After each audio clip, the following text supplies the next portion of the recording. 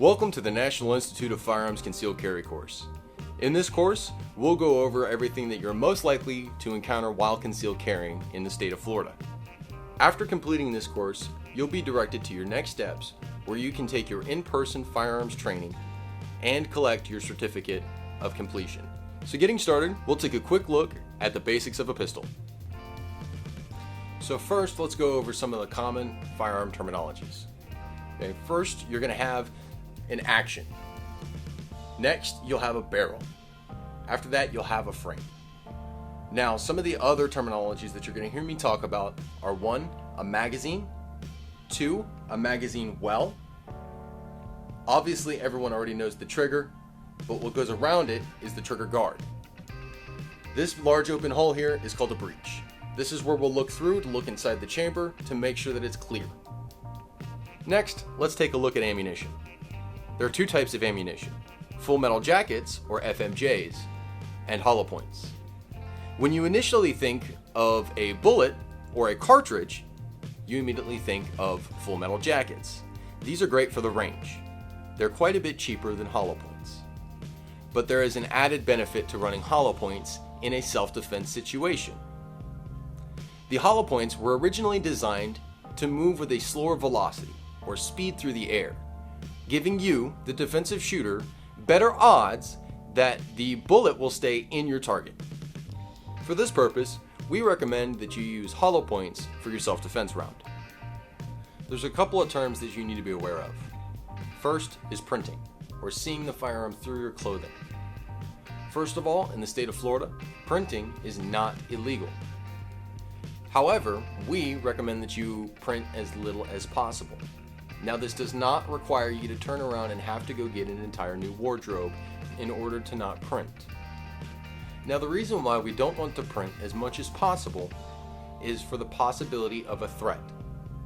They may deem you as their number one priority before they continue whatever acts they were going to do in the first place. The next term that you're going to encounter is flashing, or otherwise known as brandishing. Now, flashing can be either legal or illegal depending on the circumstances. Now, intentional flashing or brandishing is where a person shows their firearm as a threat. The other is accidental flashing.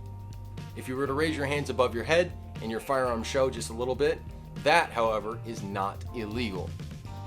We just want to be nonchalant and cover it back up and continue about our business. Now, while we carry our firearm, there are 2 ways that we can carry. Either on body, which is on our person, or off body, maybe in a backpack, a purse, or a fanny pack. Now, when carrying on body, we have multiple ways that we can carry. There are 2 standard ways, but there are a ton of other choices as well. One of the standard ways to carry is either inside the waistband, the other is outside the waistband. When carrying inside the waistband, there are multiple positions that we can put the firearm. Think like hands of a clock. If we carry them anywhere between 11 and 1 o'clock directly in front of us, that's called appendix. If we carry directly on the side of our hip outside the waistband, that's called 3 o'clock. Just behind the hip is 4 o'clock. That is another main way of carrying. And then directly in the small of our back is called 6 o'clock. There are many types of materials used for holsters. One is an all-leather holster, much like so. If you were to flip it upside down and shake it, the firearm would fall out. Now, many deem this as very comfortable, but for me, my choice, there was 0 retention. After making this decision to move on from this holster, I then went to a hybrid holster. Has a little bit of leather on the backside and a little bit of thermoplastic on the front called Kydex. They custom mold this to your individual firearm. This majorly fixed my retention issue. But one thing that you always want to look for that I found to be an issue with this holster is that it does not completely cover the trigger guard. If it leaves ever so slightly of a hole or a gap in order for me to be able to see my trigger, in my opinion, that is not good enough. That will not prevent an accidental discharge while I'm carrying it. Now, after deciding to move on from this holster, I went ahead and moved on to an all Kydex holster. This one has some added features to it. Most Kydex holsters have some sort of adjustable retention here on the side by either tightening or loosening these screws. No matter which holster that you choose to carry, we suggest that you look for 2 specific features. One, it needs to have some sort of retention. It needs to hold the firearm no matter what the situation. And two, it needs to completely cover the trigger guard so that nothing can touch the trigger. And the last term that we're going to talk about is locked and loaded. This is a fairly common term that many of us have heard. This is referring to having a round in the chamber all the time. We recommend that you carry one with an empty chamber. Now, one thing you want to remember is no matter what, you want to make sure that you clear the firearm. Does not matter how often or how many people clear the firearm before you need to make sure that it is clear and safe. Now, in order to do so, you're going to make sure that you press the magazine release button, dropping and ejecting the mag from the firearm. Next, you're going to make sure that you pull back on the slide in any way, shape, or form that you can to look inside the chamber to make sure that it's an empty chamber. Additionally, there are 4 common firearm safety rules. Always treat every firearm as if it's loaded. Always point the firearm in a safe direction, which can always change depending on your environment.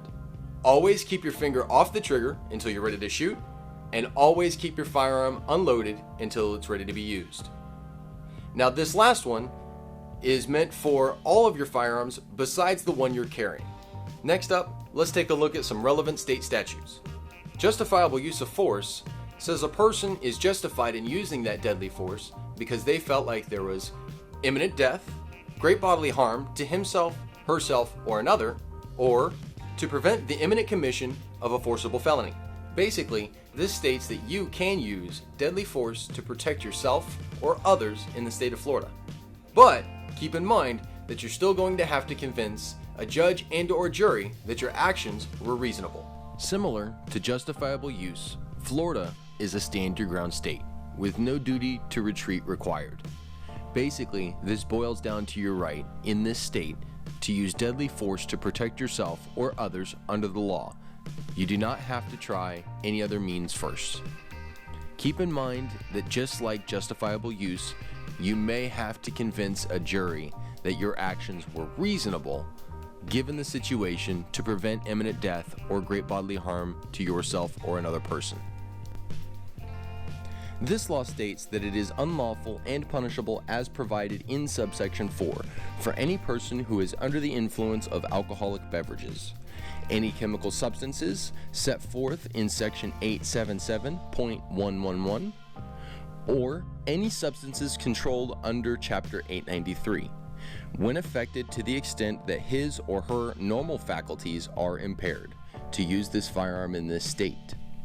Basically, if you're under the influence and have to hold or discharge your firearm, you are likely to face charges, so it's better to not run the risk.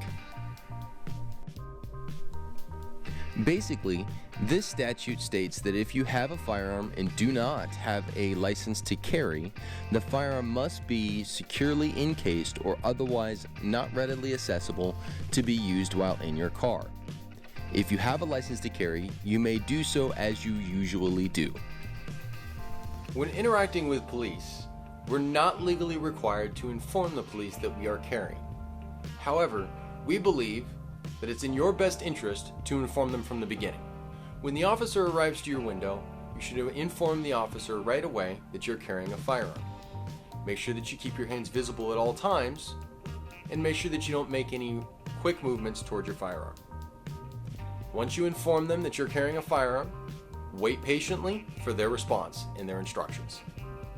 This is a map of 36 states that share reciprocity with the state of Florida. If you want more details on the individual states and their individual state laws, check out our more course materials on our website. Now you're wondering what comes next. You've completed the lesson portion of the online class, but here's some next steps. Below this video, there's a link to our online quiz, which you need to complete before you can receive your in-person firearm training and certificate. When you finish the quiz, you'll be directed to schedule our in-person 15-minute appointment with us at a location nearest you to finish your training and to pick up your certificate.